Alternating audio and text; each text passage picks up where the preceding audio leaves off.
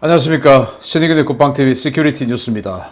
자, 오늘도 북한 관련 이야기, 우리 안보 관련 이야기 좀 해드리겠는데요. 제가 얼마 전에 북한에서 총격전이 발생해서 군인들끼리 여러 명의 사상자가 발생했다.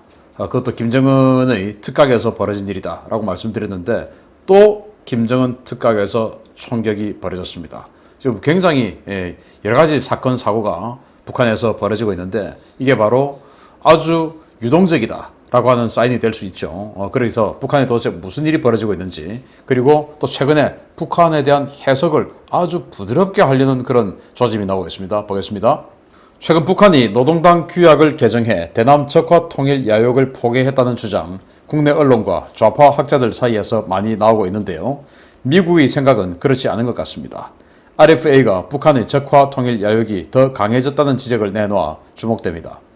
이번에 개정된 북한 노동당 규약을 두고 한국 내에서 북한의 대남혁명, 적화통일정책 포기라는 분석이 나오고 있지만, 오히려 이 규약 개정은 대남 적화통일 의지를 더욱 강하게 드러낸 것으로 봐야 한다고 RFA가 7일 보도했습니다. 대표적인 친북 인사로 분류되는 이종석 전 통일부 장관은 북한이 노동당 규약에서 전국적 범위에서 민족해방민주주의 혁명의 과업을 수행이라는 표현이 삭제되었는데, 이는 북한의 대남혁명론이 소멸한 것이다 라고 분석했고, 정세현 민주평통 수석 부의장 역시 북한이 투 코리아, 두 개의 한국 정책을 공식화했다 라는 어처구니 없는 분석을 내놓은 바 있습니다. RFA는 북한이 조종하는 제1본 조선인 총연합회 조총련 기관지 보도를 인용해서, 조선은 통일 의지를 접은 적이 없으며 이번 규약 개정을 통해 더욱 확고한 통일에 대한 입장을 내놓았다 라는 관련 보도를 전했습니다. RFA는 특히 북한은 이번 개정된 규약에 근원적인 군사적 위협들을 제압하여 라는 내용을 추가하고 자주와 민주주의를 더욱 강조하고 있는데, 이는 핵무장 자신감을 바탕으로 주한미군을 무력으로 밀어내겠다는 의미며, 자주는 민족해방과 미군 철수를 의미하는 것이라고 풀이했습니다. 이와 관련해 김천식 전 통일부 차관은 북한은 이번 당 규약 개정을 통해 한국 측이 거부감을 느낄 만한 용어를 대체했는데, 이는 대남 용어 혼란 전술의 일환이다 라고 해석했는데요. 북한의 혼란 전술에 부하내동하며 북한이 더 이상 대남 적대 정책을 취하지 않는다고 주장하는 국내 인사들, 그들의 진짜 의도가 무엇이고 그들을 왜 경계해야 하는지 갈수록 분명해지고 있습니다. RFA 미 의회 관영 매체죠. 여기에서 북한은 적화통일 의지를 접은 적이 없다라고 해석을 했습니다. 그 해석의 소스는 바로 조총련 기관지입니다. 조총련은 북한 노동당 선전선동부에서 통제하는 관영이죠. 관영 매체나 다름없는 곳인데, 그곳에서 통일 의지를 접은 적이 없다라고 했고, 그것은 곧 조선노동당 선전선동부가 검열을 한 끝에 나온 기사다라고 봐줘야 되는 것이죠. 그러면서 자주라는 말을 계속 했는데, 그 자주라는 것은 결국 미군 몰아내고 우리 민족끼리라는 말이 되는 것이고, 민주주의, 이것은 우리가 알고 있는 이 자유민주주의가 아니라 사회민주주의, 인민민주주의, 즉 공산사회주의란 말이 되겠죠. 그렇게 해석을 RFA는 하고 있습니다. 그런데 우리 국내 정치인들은 정말 환호성을 지르면서, 야, 북한이 이제 우리를 침략하지 않는데, 그러니까 우리는 북한하고 대화해야 돼 라고 지금 이런 소리를 하는데, 그런 소리 하라고 지금 이렇게 한 겁니다. 저는 이 북한이 노동당 규약을 개정한 것을 보고 김정은이가 정말 지금 급하구나, 지금 당장 뭔가 하지 않으면 올해를 넘기기 힘들다라는 절박함에 사로잡혀 있구나 라는 생각을 했습니다. 자, 그러면은 RFA의 주장대로 김정은은 적화통일 의지를 접은 적이 없어서 이런 것들을 여기에 속으면 안 된다라고 해석하는 측면, 또 이 좌파들의 주장대로, 자, 김정은이가 적화통일 안 하기로 했으니까 우리 이제 대화하자라고 하는 측면, 저는 이렇게 또 해석할 수 있다고 봅니다. 자, 김정은이가 적화통일 의지 접었다라고 좀 읽어달라라고 해주는 거 아니겠습니까, 지금 이게. 그렇게 해서 대화 좀 나오자, 그렇게 해서 나에게 돈 좀 줘 라는 그런 게 되겠는데, 자, 그러면은, 야, 김정은이가 지금 우리하고 대화를 하자는 사인을 보냈어. 그럼 우리 대화해줘야지 라고 할 필요가 있습니까? 야, 김정은이 곧 죽겠네. 가만 놔두면 곧 쓰러지겠네. 그럼 가만 놔둬야지. 이게 정상입니까? 그래서 우리가 궁극적으로 통일 그리고 2,500만 북한 인민들에 대한 자유, 해방 이런 것들을 추구한다면 지금 김정은이가 비록 우리에게 대화 사인을 보냈다 하더라도 이건 그만큼 김정은이의 절박함을 방증하는 것이기 때문에 이건 무시해야 된다. 그래서 가만 놔두면 김정은은 올 연말, 내년 초 이렇게 아주 근미래에 무너진다. 자, 그런데 이런 이야기 할 때마다 1차 핵위기를 언급하면서 그때도 북한 급변사태 난다 했는데 났냐? 이런 이야기를 하는데 그때 북한 급변사태 날 뻔했죠. 그런데 대한민국 정부가 쌀 100만 통씩 밀어주고 그리고 금강산, 개성공단 이런 거 만들어주면서 급변사태 안 나게끔 만들어줬지 않습니까? 그러니까 지금도 급변사태 날 수 있도록 북한을 계속 더 쪼면 되는 겁니다. 그래서 지난 이명박 정부, 박근혜 정부 10년 동안 북한을 쪼았죠. 그런데 그게 조금만 더 갔으면 됐는데 좀 것을 풀어줘 버렸습니다. 그래서 지금 생존된 겁니다.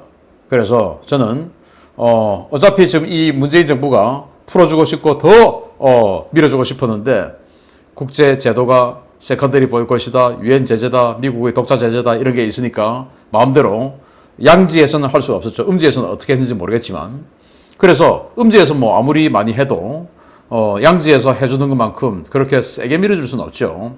개성공단, 금강산 관광 이런 식으로 세게 밀어줄 수는 없죠.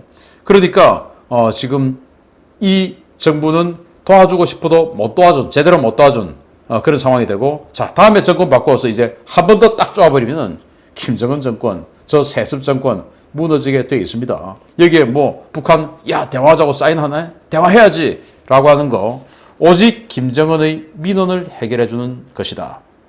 그러면 북한과 대화하자. 야 사인을 보내네 라고 하는 자들은 뭐냐? 김정은 하소연이다. 그렇게 해석할 수 있죠. 두 번째입니다.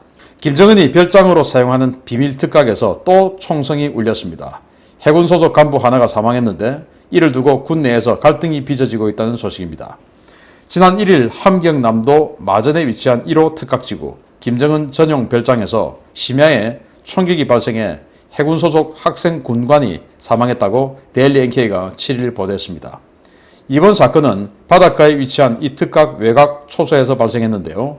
특별 경계령이 떨어져 경계 근무가 강화된 특각 외곽을 걷고 있던 북한 해군 김정숙 해군대학 수중함선 지휘관조를 졸업한 학생 군관 장모 씨가 특각 경계병의 총격을 받아 사망했습니다. 호위사령부 소속 초병은 야간에 수상한 물체가 다가오자 집중 사격을 가했고 7발의 총탄을 받은 장모 씨는 현장에서 즉사했습니다. 북한군은 술렁이고 있습니다. 북한군 내에서도 최정예 요원으로 분류되는 잠수함 장교가 도대체 그 심야 시각에 왜 특각으로 향했냐 하는 것인데요. 이 마전 특각지구에서는 이번 사건뿐만 아니라 지난 1월에도 의문의 군인이 특각으로 접근하다가 사살된 바 있습니다. 북한 해군은 어떻게 신원 확인조차 하지 않고 그렇게 총을 난사하느냐 라며 반발하고 있고 호위사령부는 1호 특각지구는 규정에 따라 비인가 접근자는 가차없이 사살하도록 되어 있다 라고 맞받아치며 군내 갈등 양상도 벌어지고 있어서 이 사건이 향후 군내에 어떤 후폭풍을 몰고 올지 관심이 쏠리고 있습니다. 자, 해군 대학, 그러니까 뭐 우리로 지금 해군사관학교 졸업한 그런 지금 후반기 교육받고 있는 장교가 되겠죠. 함경남도 마전, 뭐 원산 함흥 인근에 있는데 그 마전 인근에 이제 이 1호 특각 김정은의 별장이 있다는 거예요. 여기 이제 호위사령부가 지키고 있는데 아니 그러면은 암구 수화를 해야죠. 그래서 정말 거수자다, 거동수장자다 그러면 사살하는 거 그거는 이제 뭐 예를 어느 정도 해줄 수가 있는데 아예 암구 시도조차 하지 않고 그냥 쏴 죽여버렸다 이거예요. 그것도 7발이나 쏴서 난자를 했다 이겁니다. 그래서 이제 해군 내에서는 아니 니들 이럴 수가 있냐. 옆에 해군 부대에 있는 줄 알고 그랬으면은 우리 같은 군인이구나 라고 생각하고 암고를 해야지 왜 그냥 죽이냐. 뭐 우리 규정대로 했는데 어쩌라고 이제 이거 아닙니까. 그래서 이 호위사령부는 그래도 배급 서열이 높아서 어느 정도 충성심이 약간은 올라가 있는 상태고 그리고 이제 이 해군 뭐 이런 쪽에는 지금 배급 서열이 낮기 때문에 이 호위사령부를 바라보는 시각이 굉장히 띠껍죠. 아주 기분 나쁜 시각으로 지금 안 그래도 배고픈 시기는 다 알 수 있습니다. 그런데 나름 이 해군 내에서도 잠수함 장교는 지금 뭐 SLBM이다 뭐 이렇게 해서 잠수함이 북한 최고의 전략 무기로 평가받고 있기 때문에 굉장히 인정받는 곳인데 우리도 지금 이 정도 되는 부대인데 어디 감히 이제 이런 게 있죠. 자존심. 그렇지만은 호위사령부의 오랜 갑질, 권력 휘두르기에 굉장히 스트레스를 받아 있을 겁니다. 이런 상황에서 자신들이 아끼는 학생 장교가 이렇게 무참하게 살해된 것에 대해서 항의를 하고 여기에 대해서 지들 따위가 어디 감히 이렇게 되니까 안 그래도 지금 이 북한 내에서는 최고 권력층과 이 중간 간부들 그리고 인민들 일반 인민 대중들이 굉장히 서로 간에 갈등을 하고 있는 그런 상황인데 이제 군 내에서도 이런 식으로 갈등을 하고 있습니다.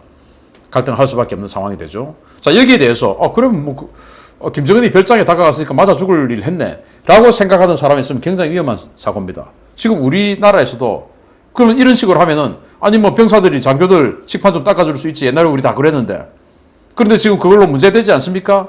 시대가 바뀌고 사회가 바뀌고 있습니다. 그렇게 돼서는 안 되죠. 그래서 이런 것에 대해서 아니 김정은이 특각에 김정은이가 있든지 말든지 접근했으니까 사살 당할 뻔했네 이랬네 라고 생각하는 그런 위험한 생각은 하지 말았으면 좋겠다. 왜?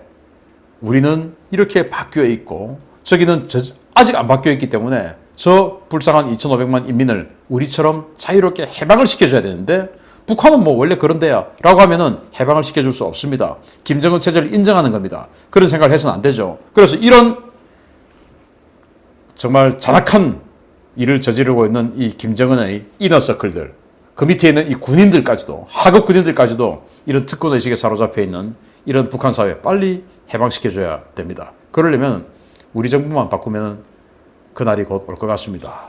마치겠습니다. 감사합니다.